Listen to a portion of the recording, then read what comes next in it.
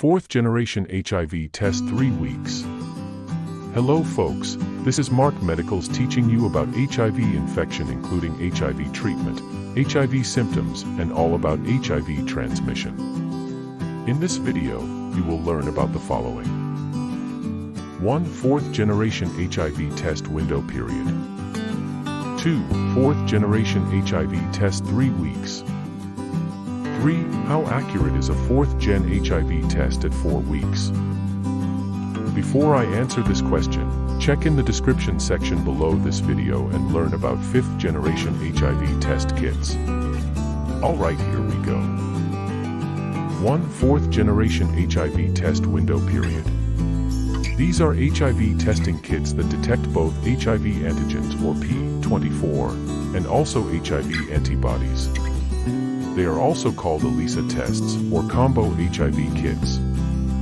4th generation kits are one of the best kits because they can detect HIV soon after infection with the highest accuracy. The window period of 4th generation kits is after 2 to 4 weeks.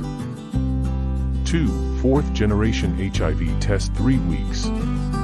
After HIV exposure, the virus develops HIV-specific antigens, also called P24, from 2 weeks, and your body responds to these P24 antigens by producing antibodies in about 4 weeks. This means that 4th generation kits will detect HIV at 3 weeks with around 90 to 95% accuracy. 3. How accurate is a 4th gen HIV test at 4 weeks?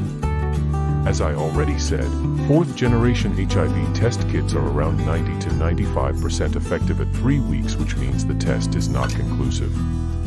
At 4 weeks, the accuracy is still low at around 95 to 99%.